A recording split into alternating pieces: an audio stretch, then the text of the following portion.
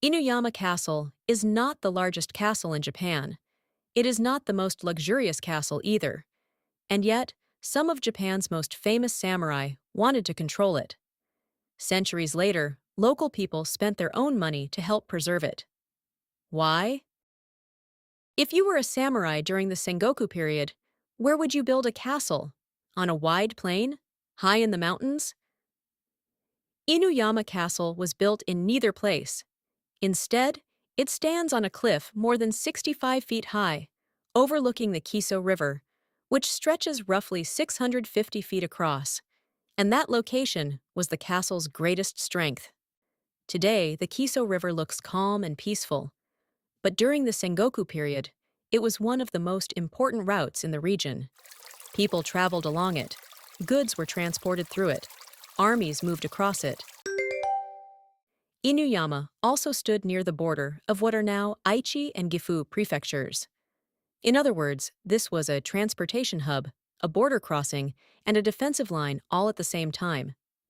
In modern terms, it was like having a major highway interchange, a state border, and a military checkpoint in one place. It was a location no one could ignore. One of the people who recognized its value was Nobunaga Oda, one of Japan's 3 most famous warlords. But here is something surprising.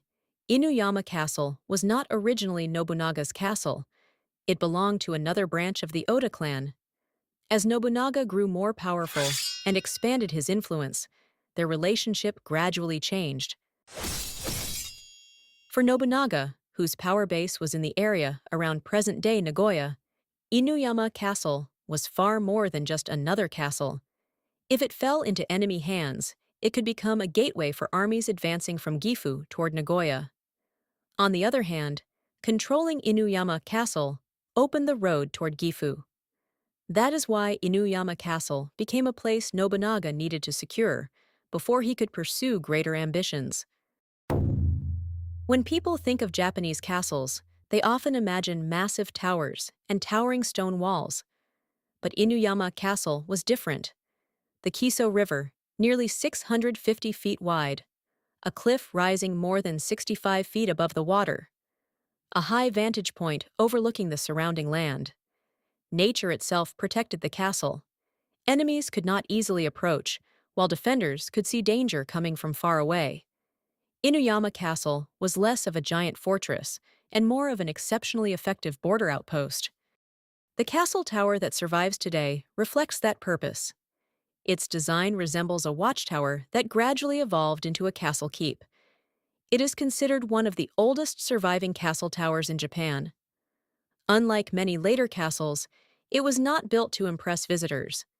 Inside, massive wooden beams and thick support pillars remain exposed. What you feel is not luxury. It is practicality. It feels less like a museum and more like a working military structure from 500 years ago. But the story of Inuyama Castle does not end with Nobunaga. The family that stayed connected to the castle for generations was the Naruse family. Masanare Naruse, who was entrusted with the castle, was not a flashy hero. Yet he was someone deeply trusted by Ieyasu Tokugawa, the man who laid the foundation for more than 260 years of peace under the Edo period. As expected, the Naruse family continued protecting Inuyama Castle for generations. Then came the castle's greatest crisis. And it was not a war, it was a massive earthquake that struck 135 years ago. The castle tower was damaged. The stone walls suffered severe destruction. There was a real possibility that Inuyama Castle could disappear from Japanese history. At the time, the castle belonged to Aichi Prefecture, but the prefecture did not have enough money to repair it. So ownership was transferred to the former ruling family, the Naruse family, on the condition that they restore it. And they were not alone. Local residents joined the effort as well. They donated money. They supported the repairs. They worked together to preserve the castle for future generations. If Nobunaga had never wanted Inuyama Castle, if Ieyasu had never trusted the Naruse family, if nobody had stepped forward after the earthquake, we would probably not be looking at this castle today. Inuyama Castle did not survive by chance. It survived because people chose it, again and again, generation after generation. And when you finally climb to the top of the castle tower, you begin to understand why. You climb the steep stairs. You look up at the massive wooden framework. You look down over the Kiso River. And suddenly, it feels like more than just a beautiful view. It is the view seen by samurai, the view protected by generations of castle lords, the view people fought to preserve after disaster struck. Inuyama Castle was never the castle that united Japan, but it was a castle that ambitious leaders could not afford to ignore. And even after the age of samurai ended, it remained a place people could not bear to lose. That is why Inuyama Castle still stands today, not simply as an old building, but as a living reminder of the choices made by generations of people.